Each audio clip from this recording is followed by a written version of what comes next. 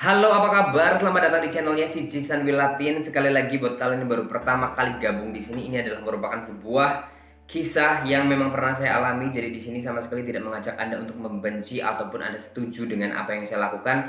Ini semuanya over. Dan intinya adalah kisah ini sudah terjadi dan sudah saya lalui, bukan yang lagi saya jalani ya. Dan hari ini gue lagi memakai baju hangat karena memang di Bali lagi musim dingin. Kalau misalkan saya buka pintu itu salju masuk. Jadi sangat dingin banget, makanya saya pakai baju hangat. Dan saya di sini juga lagi menunggu suami lagi bikin perapian. Aduh, ya ampun, hentikan kehaluan ini. Sepertinya sudah lama jomblo jadi sangat halusinasi begitu. Aduh, baiklah kalau begitu saya langsung aja lanjutkan perjalanan kisah hidup saya dan selamat datang di episode ke-19. Sebelum nonton video ini sampai habis, jangan lupa untuk subscribe channel ini ya. Oke, jadi setelah mendengar rencana Mas Rian pada saat itu untuk tidak kembali ke Bali, justru kembali mengais rezeki di negeri jiran, pada saat itu aku nggak ada pilihan. Maksudnya mau pulang ke Bali gue nggak ada duit, terus kemudian aku juga nggak pengalaman. Pokoknya itu adalah pertama kali saya pergi jauh begitu kan. Jadi mau tidak mau saya harus mengikuti Mas Rian karena dia yang sudah sepertinya ini bukan pertama kalinya dia lakukan gitu. Dan pada saat itu kita cuma stay 1 hari di Batam, kita stay di salah satu losmen di Nagoya. Dan kita juga tidak mau menyia-nyiakan kesempatan gitu. Kita harus buka lapak juga di situ untuk supaya ada uang tambahan, kita bisa nyebrang ke Singapura, ke Kuala Lumpur gitu. Dan pada saat itu kita mulai membuka lapak di semua aplikasi yang mungkin bisa menghasilkan pundi-pundi meskipun kita stay di Batam cuma 1 hari.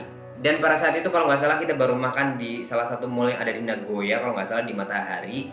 Tiba-tiba nyangkutlah satu pesan yang sepertinya orang ini tuh berpotensi untuk menghasilkan pundi-pundi gitu.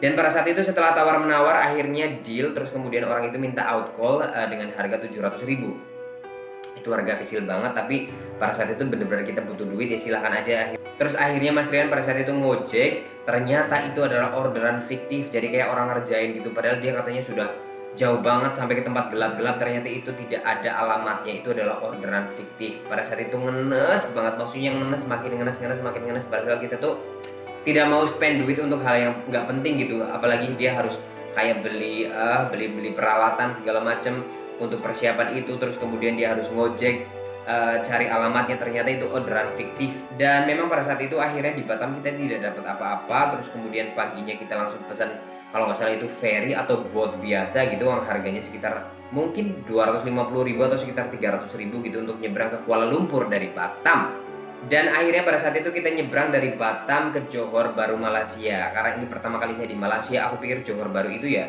seperti Kuala Lumpur gitu, kota besar apa segala macam. Ternyata Johor Baru itu di ujungnya Malaysia yang berdekatan dengan Indonesia.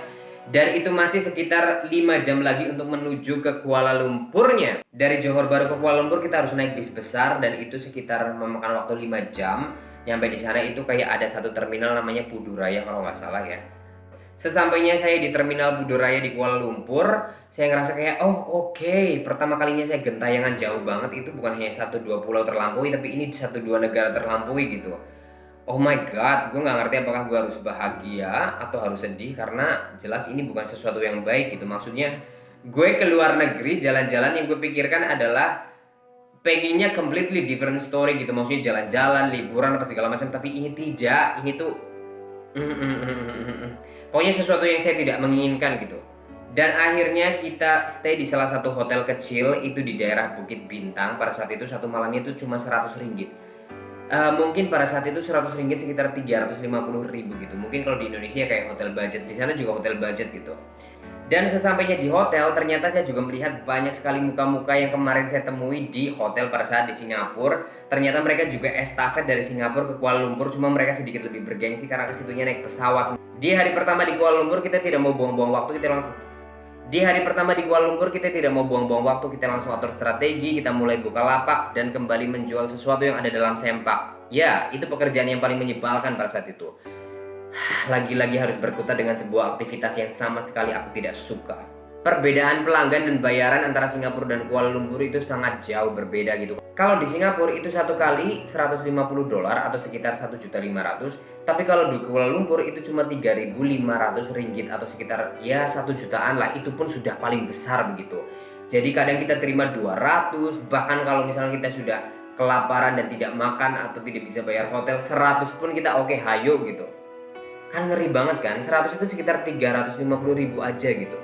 Dan pada saat itu aku di Malaysia, aku dapat banyak sekali pelanggan blue collar worker, dan mereka itu rata-rata kayak keturunan India, orang-orang yang bekerja kasar gitu, mungkin kayak pekerja bangunan, mungkin saya tidak tahu, tapi yang jelas eh, mereka tidak sanggup untuk membayar 350 ringgit gitu.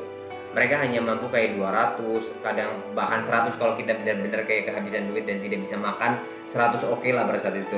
Dan pada saat di Kuala Lumpur saya sudah mulai banyak melayani pelanggan sendiri, jadi tidak ditemani lagi sama Mas Rian. Dan aku harus melayani sendiri, tapi pada saat itu tidak semuanya sedih kok. Maksudnya ada beberapa orang yang memang tipeku banget, gak dibayar pun aku mau kayaknya.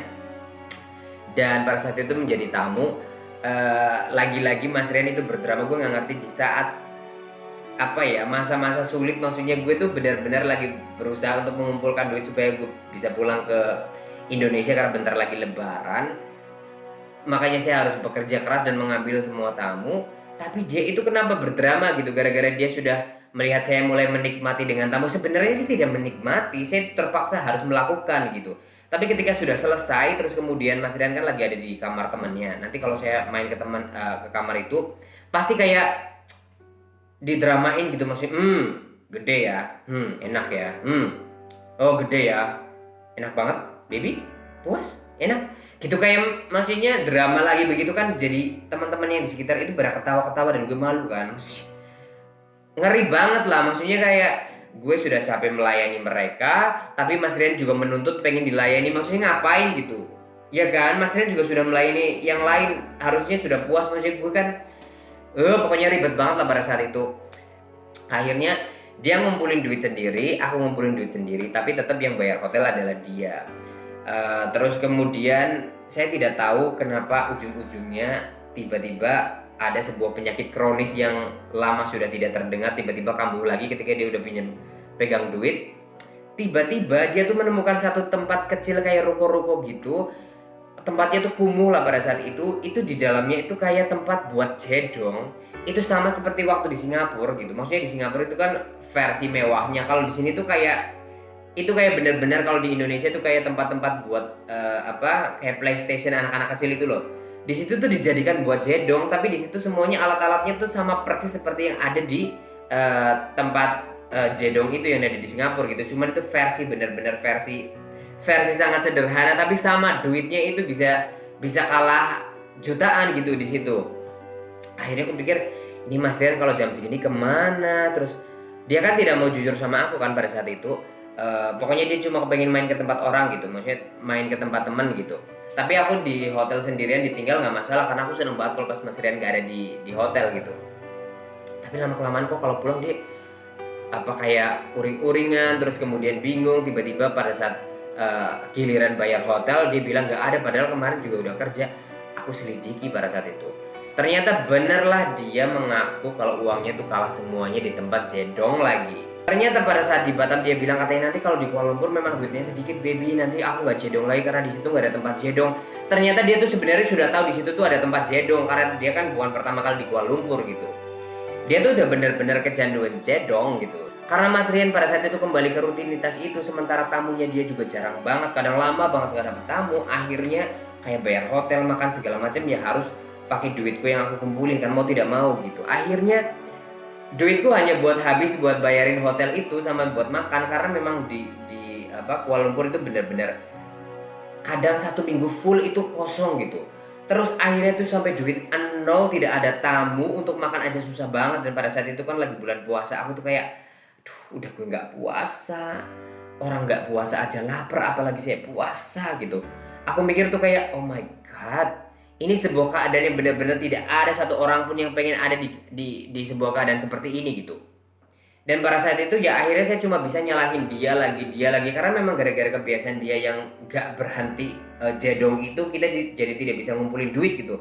Dan akhirnya saya terancam untuk tidak bisa pulang ke Indonesia untuk Lebaran gitu. Cuma dia masih dengan janji-janji palsunya, tenang aja baby, aku akan bekerja keras, tenang, kamu pasti akan pulang pada saat Lebaran sayang ya, sayang sabar ya gitu terus. Itu kayak nggak real gitu.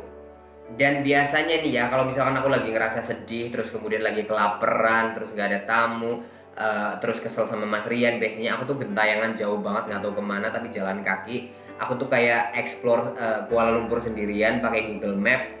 Aku pengen ke Petronas, aku pengen ke menara-menara apa segala macam. Aku cuma kepengen, ya Allah, aku tuh kepengen ke sana. Kan ada satu menara yang di atasnya tuh bulat gede gitu. Kata orang itu adalah apa? Kayak restoran gitu. Gue tuh kepengen ke sana suatu saat. Semoga nanti kalau misalnya aku balik lagi ke Malaysia, aku pengen ke tempat itu gitu. Terus biasanya aku jalan dari apa namanya? Dari Bukit Bintang tempat hotel saya tinggal di situ, jalan kaki sampai ke Petronas itu jauh banget. Jauh banget, tapi kan kalau di Kuala Lumpur itu bagus ya, tempatnya tuh kayak well organized banget, kayak bersih. Terus kemudian kita tuh jalannya tuh kayak lewat jalan layang itu, yang jalan kaki buat para pejalan itu tuh ada sampai menuju ke Petronas. Jadi kita nggak perlu kayak nyebrang jalan-jalan gitu. Akhirnya nyampe lah di Petronas, dan biasanya aku tuh duduk di halaman Petronas. Di situ kayak ada pertunjukan air mancur. Aku duduk sendirian, aku menatap langit, melihat bintang. Aku ngerasa kayak itu bintang itu tuh sepertinya kayak bintang yang sama yang lagi dipandang sama keluarga aku di kampung gitu. Dan pada saat itu tuh satu-satunya aku melepas kangen sama keluarga. Dan pada saat itu di Kuala Lumpur aku tuh kayak merasa 3 kali lipat lebih tersiksa. Karena apa? Duitnya sedikit banget. Terus kita sering kelaparan. Dan aku tuh selalu berdoa kayak jangan sampai aku mati kelaparan di negeri orang gitu. Kayak oh my god, tolong aku gitu. Kayak di dalam hati tuh kayak jerit-jerit, oh my god, ini ngapain aku di sini? Aku kelaparan di negeri orang. Ngapain gitu?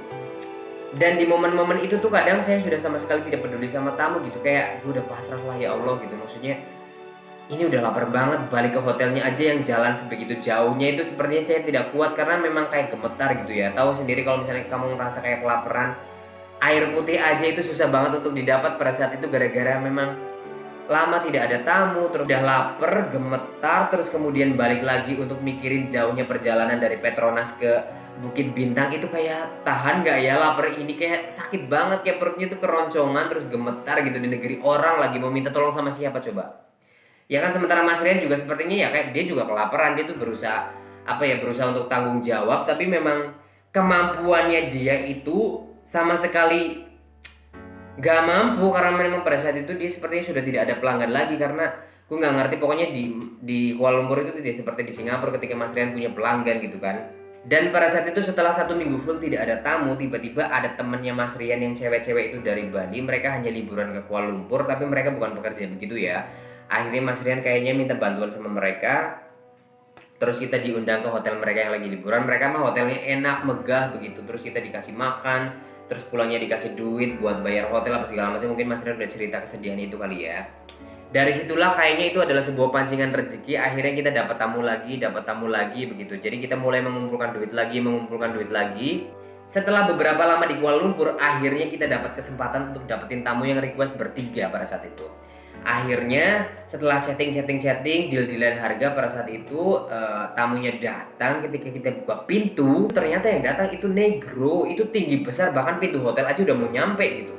Jadi pada saat dia mandi, kita berdua tuh kayak aduh, kita gimana, maksudnya kita nggak ngerti apa yang harus kita lakukan gitu pada saat itu.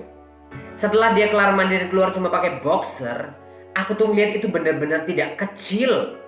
Itu udah kelihatan, dan gue ngeliat Mas Rian tuh bener-bener dia udah pucat paseh karena dia tahu dia yang akan jadi tumbal. Karena kalau kita bertiga, Mas Rian itu sama sekali tidak rela kalau aku digituin sama orang gitu kan. Jadi mau tidak mau dia yang harus rela untuk digituin sama orang gitu. Dan pada saat itu keadaannya kita sudah ada di kamar, dia sudah mandi, gak mungkin kita cancel. Mau tidak mau kita harus melakukannya kan. Akhirnya kita mulailah itu ritual itu. Awalnya kita masih kayak pemanasan bla bla bla begitu. Dan akhirnya orang ini tuh udah benar-benar kayak mungkin sudah benar-benar on banget, dan dia harus cepat-cepat melakukannya. Dan pada saat itu Mas Rian itu kayak dipaksa untuk apa ya, tengkurap gitu. Aku pikir ya ampun, aku kasihan banget. Aku juga tidak mau melakukan itu.